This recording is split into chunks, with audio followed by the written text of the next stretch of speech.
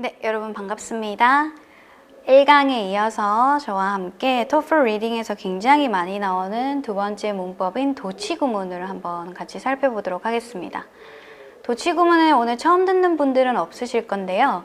여러분들이 알아야 되는 도치 구문은 정해져 있기 때문에 그 부정어구 도치 같은 도치 토플에 굉장히 많이 나오는 내용들만 제가 다뤄드릴 거고요. 여기서 여러분들이 잘 들으셔야 되는 내용이 있어요. 왜냐? 내가 잘못 해석을 하고 있었기 때문에 어떠한 의미적인 변화를 못 알아차리시는 경우가 있기 때문에 이 강의 꼭 들어주셔야 합니다.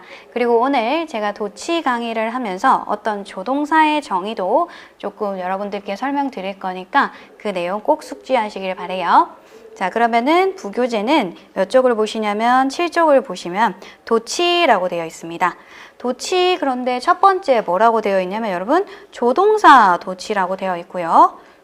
그리고 8쪽을 한번 보시면은 동사구 도치라고 되어 있습니다. 아, 그렇구나. 사실 여러분 도치는요, 어떤 문장 안에서 뒤에 있거나 중간에 있던 아이가 문장 앞으로 오는 바람에 주어 동사의 자리가 바뀌는 걸 우리가 도치라고 부르는데요. 그 주어 동사 자리가 바뀔 때도 있고 그냥 조동사가 튀어나오는 도치도 발생을 하게 돼요. 그러면 여러분들은 토플에는 조동사 도치와 동사 도치가 둘 다 나오기 때문에 조동사 도치와 동사 도치 둘 다 보셔야 됩니다. 근데 조동사가 도치로 일어나는 상황도 굉장히 많은데 토플에서는 보시다시피 부정어구 도치, 그리고 8쪽에 보시면은 조건절에서의 도치가 그렇습니다. 그러면 먼저 부정어구 도치부터 보실게요. 문장을 들어가기 전에 여러분이 일단 저랑 조동사가 뭔지에 대해서 정의를 한번 내리실 필요가 있어요. 여기 보시다시피 조동사란 뭐라고 되어 있나요? 같이 읽어볼까요? 네, 본동사 앞에 나와서 본동사의 다양한 구문적, 의미적 변화를 나타내는 동사입니다. 구문적 밑줄해 주시고 의미적 변화를 나타내주는 동사들을 우리가 조동사라고 하죠. 제가 지금 여러분한테 여러분 조동사 아세요? 라고 물어보면 여러분들 다 머릿속에 떠오르는 그 조동사들 있죠. 네, can이라든지 may라든지 might라든지 could, should 이런 아이들을 선택하실 것 같은데요.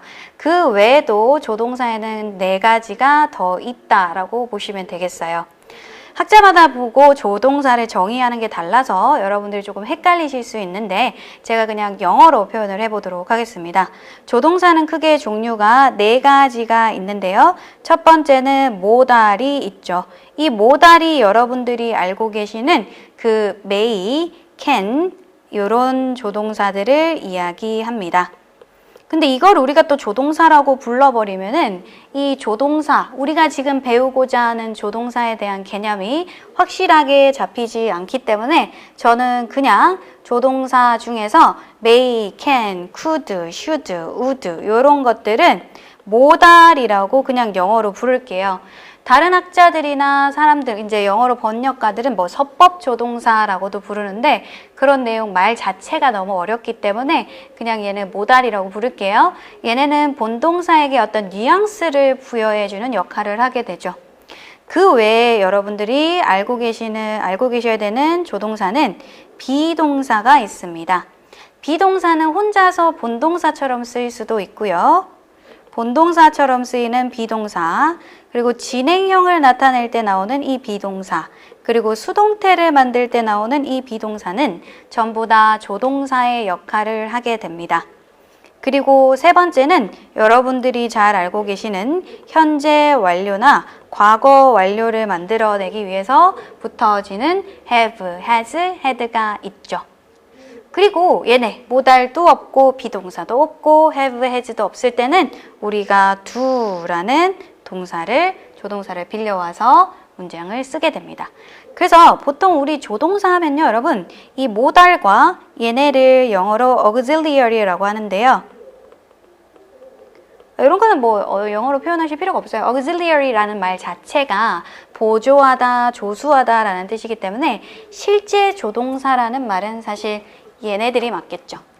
그래서 제가 지금 수업 때 설명을 할 때 조동사 뭘까요? 라고 나오면은 얘네들 뿐만 아니라 모달까지 합쳐서 보시면 될 것 같아요. 그래서 조동사는 be, have, do 뿐만 아니라 모달까지 합쳐서 우린 전부 다 조동사라고 부르고 이 모달을 조동사다라고 부르는 것은 조금 어폐가 있다. 조동사의 의미를 축소시킨 것이다. 그래서 여러분들은 조동사의 종류가 몇 개다? 4개라는 것을 꼭 기억을 해 주시고요. 요 조동사를 가지고 한번 가보겠습니다. 자, 문장 안에서 어떤 중간 부분, 끝부분에 있던 아이가 문장 앞으로 오게 되면은 도치가 일어나게 되는데 그 도치의 방식 첫 번째는 조동사 도치가 일어나게 돼요. 그 중에서 조동사 도치를 발생시키는 가장 대표적인 구문은 부정어구 도치가 있습니다. 문장 내에 있었던 부정어인 부사, nowhere, never가 같은 또는 부정어를 동반한 부사어가 문장 앞에 오게 되면은 조동사 도치가 발생을 하게 되죠. 자, 그러면은 부정어인 부사는 뭐가 있을까요? 여러분 볼까요? Little, rarely, seldom, hardly, scarcely. 거의 않다라는 뜻이죠. Never는 결코 않다. Nowhere, no way. 안 한다는 거예요. 결코 안 한다는 뜻이죠. 이런 부정의 의미를 가지고 있는 애들이 문장 앞으로 왔을 때는 이런 식으로 조동사 도치가 일어나게 되는데요. 하나씩 살펴보시면 Little did she know. 그녀는 몰랐습니다 라는 글이 나오게 되죠. little이라는 부정어구 부사가 오게 되고 조동사 보이시죠? 어떤 동사도 없었어요. 모달도 없었고 be도 없었고 have, has가 없으니까 이 아이는 지금 did라는 조동사가 오고 she 주어 자, 반드시 잘 보세요. 동사 원형의 어순이 오게 됩니다. 동사 원형이 오는 이유는 이 조동사가 지금 시제를 표현해주고 있기 때문에 이 아이가 굳이 시제를 할 필요가 없는 거죠. 그럼 여러분들이 이 문장 해석하실 때는 그녀는 알지 못했다 라고 해석을 하시면 돼요. 그녀는 알지 못했습니다. What surprises we had in store for her. 여러분 in store for 하게 되면 그녀에게 닥치게 되는 이라고 해석을 해주시면 돼요. 그죠? 네, 그 다음에 seldom도 마찬가지로 have I seen.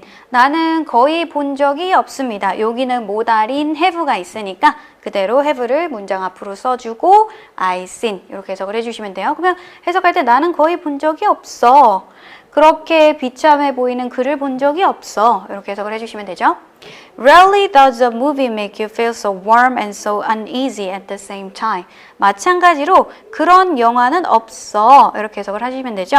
어떤 영화인데 너를 따뜻하게 해주고 그리고 불편하게 만드는 거예요. 어때? 동시에. 자, 어떤 영화를 봤는데 그 영화가 동시에 나를 따스함도 주고 불편함도 주게 하는 영화는 거의 없는데 이 영화는 그렇네. 이런 뉘앙스겠죠.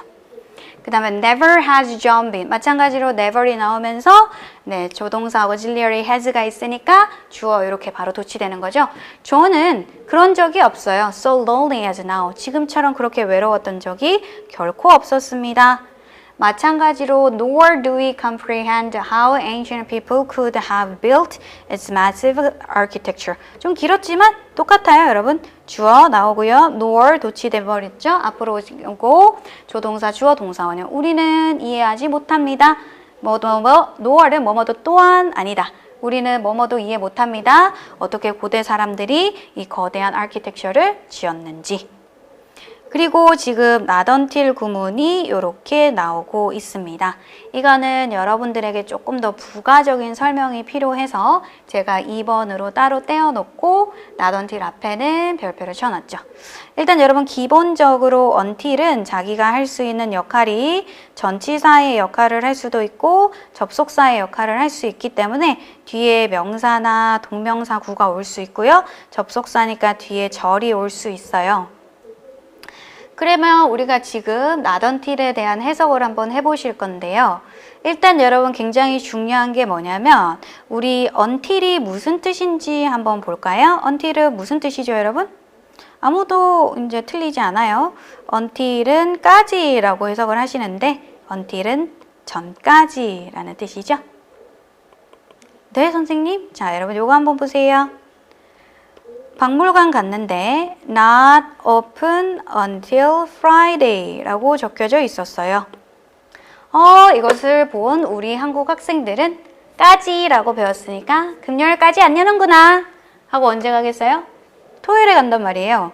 근데 여러분 보세요. until을 전까지라고 해석했을 때는 어떤 뉘앙스가 살죠? 금요일 전까지는 안 엽니다. 이렇게 되죠? 그럼 언제 연다는 거예요? 금요일에 연다는 거지. 그지? 이해돼요, 여러분? 이게 뉘앙스 차이를 잘 모르고 until을 까지라고 해석했을 때의 폐해가 여기서 나타나는 거죠. until을 전까지라고 꼭 해석을 해주셔야 됩니다. 그래서 not until 구문 고등학생 때 외웠던 거 있으시죠? 뭐뭐 하고 나서야 비로소 뭐뭐 하다. 왜 그게 가능하냐면 금요일이 되어서야 연다라고 해석하는 게 until이 전까지의 의미이기 때문이에요. 그죠? 이거 굉장히 중요하니까 꼭 기억을 해주시고 그럼 이거 한번 적용해서 한번 해볼까요? 첫 번째 예문입니다. She didn't realize the ring was missing until the morning. 그녀는 아침이 되기 전까지는 반지가 사라졌다는 것을 깨닫지 못했습니다. 즉, 아침이 되기 전이니까 새벽이라든지 한밤중이라든지 그때는 몰랐다는 거예요. 반지가 사라졌다는 걸. 언제 알았다는 거죠? 네, 아침에 알았다는 거죠. 꼭 이해를 해주시고 직역을 하시든 의역을 하시든 다 똑같습니다. 직역을 하신 건 제가 방금 했던 방식이고요. 의역을 하시는 방법은 그녀는 아침이 되어서야 비로소 반지가 사라졌다는 것을 깨달았습니다. 이렇게 하시면 되겠죠? 그러면은 우리 이 구문을 not until을 문장 앞으로 보내는 구문으로 한번 바꿔보도록 하겠습니다. not을 쓰시고요. 그 다음에 until the morning을 써주시면 돼요. 얘네가 뒤에 있던 애가 앞으로 왔으니까 조동사 도치가 일어나야 되겠죠? 여러분들이 좋아하는 조동사 도치. 근데 여기 지금 조동사 did가 있어요. 그래서 고민하지 마시고 did 그대로 쓰시고 주어 누구죠? 네, she 쓰고 realize 이렇게 적어주시면 됩니다. 이해되세요? 해석을 하실 때는 아침이 되어서야 그녀는 깨달았다. 이렇게 해석을 해주시면 됩니다. 그다음에 두 번째 거 한번 해보죠. We don't know the value of health until we lose it. 우리는 그것을 잃기 전까지, 그렇죠. 건강을 잃기 전까지는 건강의 가치를 알지 못합니다. 라고 해석을 하셔도 되고, 우리는 건강의 가치를 알게 됩니다. 그것을 잃고 나서야 비로소. 이렇게 해석을 하셔도 무방합니다. 직독직해를 하시든 의역을 하시든 방금 그 until의 생각을 잘 보시고 우리가 도치시켜 볼게요. Not until 되죠. Not until we lose it을 쓰셔도 상관은 없는데 우리 그냥 앞에 나왔으니까 건강이라고 쓸게요. 우리가 건강을 잃어서야 비로소 조동사 조치 들어가겠습니다. do 적으시고 주어 쓰고 do we know the value of it? Do we know it? 이렇게 쓰셔도 상관이 없겠죠. 그것의 가치 하니까 its value로 쓸까요? 그렇죠. 이렇게 쓰면 되겠네요. 되었습니까? 네, 그것의 가치를 알게 됩니다. 라고 문장을 써주시면 되겠죠. 그래서 이렇게 하셨을 때도 여러분들이 해석을 하실 때는 우리가 건강을 잃어서야 비로소 우리는 그것의 가치를 알게 돼. 이렇게 해석을 해주시면 되고 not until은 구와 절을 잘 구별을 해서 독해를 해주시면 됩니다.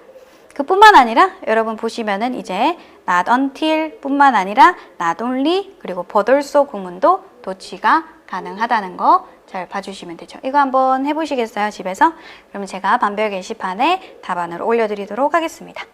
그 다음에 두 번째 도치는 never의 뜻을 가지는 전치사 no 명사 구문입니다. In no case, on no account, by no means, under no circumstances, in no way, at no time 이런 식의 어구가 나오게 되었을 때도 마찬가지로 네, 도치가 일어나게 되죠.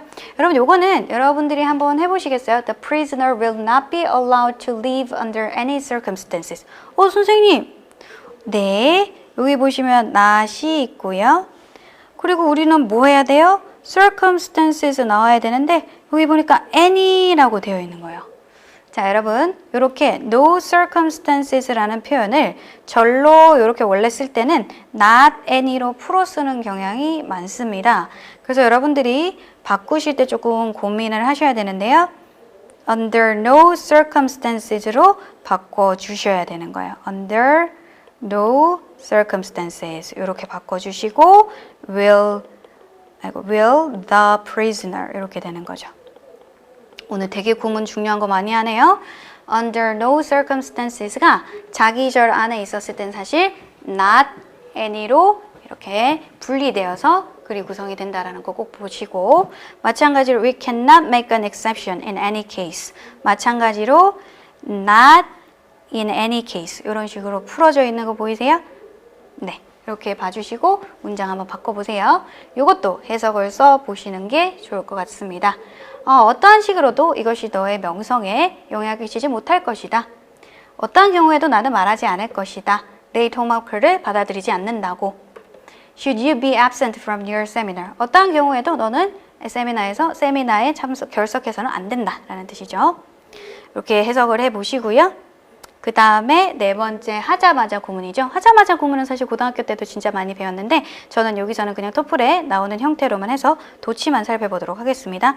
I had no sooner reached the door than I realized it was locked. 이거 해석 어떻게 해요, 여러분? 그렇죠. no sooner 앞으로 빼죠. 내가 그 문에 도착하자마자 나는 그것이 잠겼다라는 것을 깨닫게 됐습니다. 실제 시험장에는 이렇게 쓰이겠죠. no sooner 하고 조동사 had I reached the door 이렇게 쓰고요. then 나머지 문장 나오면 되겠죠. no sooner than 구문입니다. 굉장히 유명하죠? 한 번 더 hardly when 구문이네요. hardly가 먼저 나오고 그 다음에 조동사인 had 나오고요. had I gotten into bed 이렇게 되었죠? 자, 해석해 보시면 내가 잠자리에 들자마자 문에서 노크 소리가 있었다. 이렇게 해석을 해주시면 돼요. No sooner than, hardly, scarcely, barely, when, before. 이 구문 기억을 하시면 됩니다.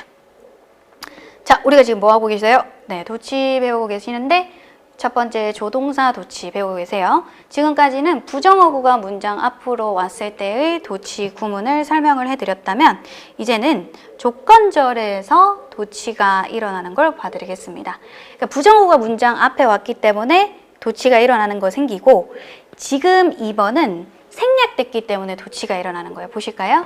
자, 조건절에서 즉 if절에서 if가 생략이 되면은 그때도 조동사 도치가 일어나야 되는데 그 조동사는 주로 비동사 should나 have가 앞으로 튀어나오는 조동사 도치가 일어나야 되고요. 이것은 종속절에서 일어나는 유일한 도치입니다. 이거 잘 봐주시고 그러면은 여기 토플에서 엄청 많이 나와요. 이거 한번 해볼게요. If it were not for water, 물이 없다면 어떠한 생명체도 살 수 없을 것입니다. 라고 이야기를 해주고 있어요. 그럼 if를 생략을 하게 되니까 조동사 were이 나오고요. were it not for water 이렇게 되겠죠. 여러분 갑자기 독해하는데 조동사가 나오고 were it not for water 이렇게 되어 있으면 물이 없다면 이라고 해석을 해주셔야 돼요.